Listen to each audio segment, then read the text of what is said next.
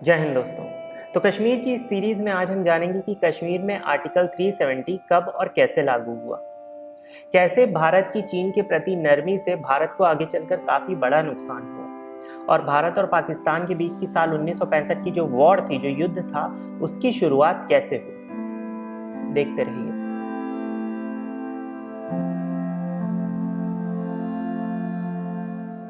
तो दोस्तों 31 दिसंबर 1948 को भारत पाकिस्तान के युद्ध का सीज़फायर हुआ, यानी युद्ध विराम लगा और अब भारत को प्लेबिसाइड की तैयारी करनी थी। इसके लिए पहला स्टेप था जम्मू और कश्मीर से महाराजा हरि सिंह को हटाना और उनकी पावर को, उनकी ताकत को निष्प्रभाव करना, जो महाराजा हरि सिंह के लिए काफ़ी बड़ा झटका था।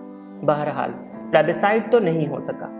यूएन ने डिक्सन प्लान की पेशकश की ओवन डिक्सन की अध्यक्षता में। ओवन डिक्सन का मानना था कि जो लद्दाख और जम्मू का एरिया है, यहाँ पर ज्यादातर आबादी हिंदुओं और बौद्धों की है, इसलिए ये जो इलाके हैं ये भारत के पास रहने चाहिए। इसके बिल्कुल उलट जो गिलगित का एरिया है और मुजफ्फराबाद, मीरपुर और पूंछ का जो एरिया है, वहां पर ज्यादातर आबादी मुस्लिम्स की है, इसलिए वो एरियाज पाकिस्तान के पास होने चाहिए। इसके अलावा जो एरिया बचते हैं जम्मू कश्मीर के, वहां पर प्लेबिसाइट होना चाहिए। जाहिर है कि पाकिस्तान इस प्लान से बिल्कुल भी खुश नहीं था, जिसकी वजह थी पाकिस्तान की इकलौती नदी सिंधु नदी, जो लद्दाख से बहते हुए पहुंचती थी बाल्टिस्तान, यानी ज्यादातर पानी पर कंट्रोल होता भारत का। अक्टूबर 1950 में जम्मू और कश्मीर में शेख अब्दुल्ला की सरकार ने एक नया कानून लागू किया, the big landed estates abolition act, जिसके तहत जो खेती वाली जमीन थी जम्मू कश्मीर में, वो उनकी हो जानी थी जो उस पर खेती करते थे, ना कि उनकी जो उस जमीन को किराए पर देते थे। इसका सबसे बड़ा नुकसान होने वाला था जम्मू के हिंदुओं और कश्मीर के पंडितों को, क्योंकि ज्यादातर खेती वाली जमीन इन्हीं की थी। नतीजा ये हुआ कि हिंदुओं ने जम्मू और कश्मीर में काफी विरोध किया इस कानून का। आगे चलकर हिंदुओं को उनकी जमीन के बदले कोई भी मुआवजा देने से जम्मू और कश्मीर की सरकार ने इनकार कर दिया। इसके चलते विरोध और तेज हुआ और नेहरू जी को बीच में आना पड़ा। अगले ही साल शेख अब्दुल्ला ने चुनाव की घोषणा कर दी। नवंबर 1951 में Jammu and Kashmir constituent assembly यानी संविधान सभा की शुरुआत हुई। जम्मू और कश्मीर में हिंदुओं का प्रतिनिधित्व करने वाली प्रजा परिषद पार्टी ने इन चुनावों में घोटालों का हवाला देते हुए चुनावों का बहिष्कार कर दिया और इसका नतीजा ये हुआ कि जो सत्ता थी, जो ताकत थी, वो नेशनल कॉन्फ्रेंस के ही हाथों में रही, यानी शेख अब्दुल्ला के ही हाथों में रही। जुलाई 1952 में दिल्ली एग्रीमेंट साइन किया गया, जिसका उद्देश्य था केंद्र सरकार और राज्य सरकार के बीच में एक सामंजस्य बैठाना। इसके चलते जम्मू और कश्मीर को काफी ज्यादा आजादी और ताकत दी गई। जम्मू और कश्मीर था तो भारत का ही हिस्सा, पर इसे अपने एक अलग झंडे का अधिकार दिया गया। साथ ही इसके हेड ऑफ स्टेट को प्राइम मिनिस्टर कहा गया। अब जम्मू और कश्मीर को भारतीय संविधान के केवल उन नियमों, उन प्रावधानों का पालन करना था जो इंस्ट्रूमेंट ऑफ एक्सेशन यानी अंगीकार पत्र के साथ सामंजस्य में थे। यानी जम्मू और कश्मीर को एक अलग, काफी स्पेशल स्टेटस दिया गया और इसी स्पेशल स्टेटस के लिए साल 1949 में ही, यानी जिस वक्त भारत का संविधान लिखा ही जा रहा था, उसी वक्त संविधान में आर्टिकल 370 जोड़ा जा चुका था, जो लागू हुआ 17 नवंबर 1952 से। इस स्पेशल स्टेटस के मुताबिक जम्मू और कश्मीर को काफी ज्यादा आजादी दी गई। इसे अपने राज्य के नागरिकों के लिए एक अलग संविधान, अलग कॉन्स्टिट्यूशन बनाने की इजाजत दी गई। साथ ही अपने राज्य के लिए एक अलग झंडे का अधिकार दिया गया। इस आर्टिकल के अनुसार केंद्र सरकार को सूचना, सुरक्षा और विदेशी मामलों के अलावा अगर कोई भी कानून कश्मीर में लागू करना होता तो उसे पहले कश्मीर की सरकार की मंजूरी लेनी होती। इसी के साथ ये आर्टिकल ये भी कहता था कि कश्मीर के बाहर के किसी राज्य का कोई भी भारतीय कश्मीर में जमीन नहीं खरीद सकता था। इसी के अलावा कश्मीर के लोगों की दोहरी नागरिकता होती, यानी उनके पास भारतीय सिटीजनशिप भी होती और कश्मीरी सिटीजनशिप भी होती। इसी के साथ आर्टिकल 370 में और बहुत सारे प्रावधान थे। इसके विरोध में कई सारे नेता सामने आए, जिनमें से एक थे भारतीय जनसंघ के संस्थापक डॉक्टर श्यामा प्रसाद मुखर्जी।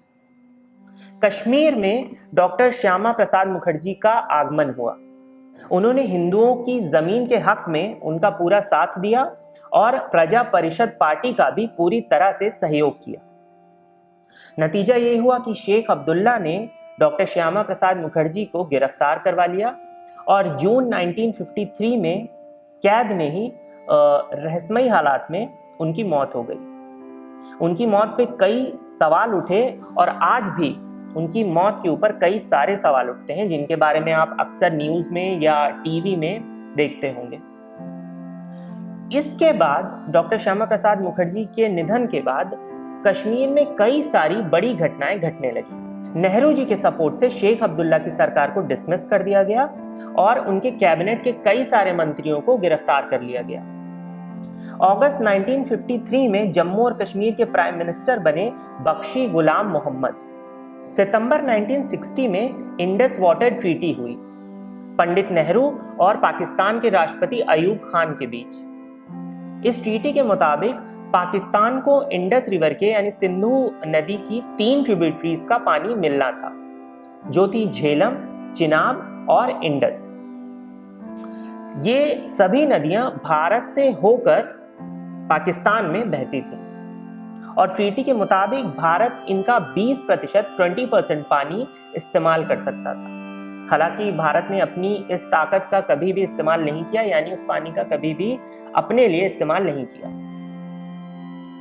इस ट्रीटी के बाद भी पाकिस्तान के रवैये में कोई खास बदलाव नहीं आया। अब 1960s में कश्मीर पर एक और खतरा मंडराने लगा, चीन की तरफ से। 1962 में चीन ने लद्दाख पर हमला कर दिया। इसके पीछे भी काफी लंबा इतिहास था। दरअसल साल 1950 में चीन ने तिब्बत और सिंकियांग को अपने कब्जे में ले लिया और सिंकियांग में जो भारतीय दूतावास था उसे बंद कर दिया। ये वो वक्त था जब भारत की सरकार अपने ही इतने सारे मसलों में घिरी हुई थी कि उसने चीन की इस हरकत पे बहुत ज्यादा ध्यान नहीं दिया और आने वाले वक्त में ये भारत की एक बहुत बड़ी गलती साबित होने वाली थी। चीन की नजर अब लद्दाख पर थी। ये सारी खबर पंडित नेहरू को मिली और उन्होंने चीन के प्रति काफी नर्म रुख अपनाया। नतीजा ये हुआ कि जो तिब्बत और काशगर में भारतीय दूतावास थे वो बंद कर दिए गए और साल 1954 के पंचशील अग्रीमेंट के बाद ये जो हिस्से थे ये चाइना के पास चले गए और ये भारत के लिए काफी भयानक होने वाला था आने वाले वक्त में। 20 अक्टूबर 1962 को चाइना ने लद्दाख पर हमला कर दिया और अक्साई चीन का जो एरिया था उसे अपने कब्जे में ले लिया। 20 अक्टूबर से 21 नवंबर तक चले इस युद्ध पे आखिरकार विराम तो लग गया, पर इससे भारत को काफी नुकसान हुआ क्योंकि इस युद्ध में भारत अपने कई सारे जवानों को खो चुका था।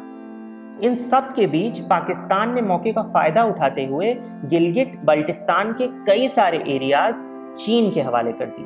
अगस्त 1965 में पाकिस्तान ने ऑपरेशन जिब्राल्टर लॉन्च किया और पाकिस्तानी सेना के जो लोग थे वो LOC क्रॉस करके भारत में घुस आए, कश्मीर में घुस आए।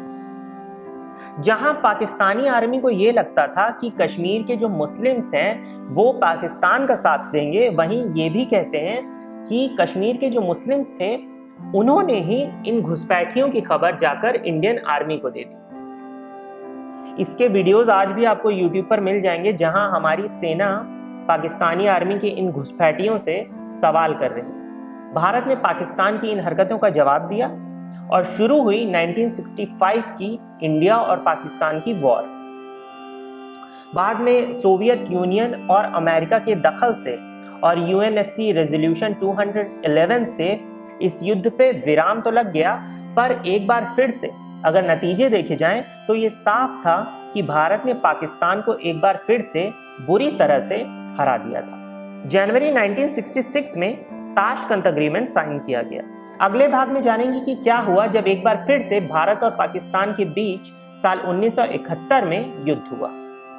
कैसे पाकिस्तान के द्वारा कश्मीर में आतंकवाद को फैलाया गया और इन सब का कश्मीरी पंडितों पर यानी हिंदुओं पर क्या असर पड़ा। तब तक चैनल सब्सक्राइब कर लीजिए, वीडियो लाइक कीजिए, कमेंट कीजिए, शेयर कीजिए और रखिए अपना ख्याल। जय हिंद।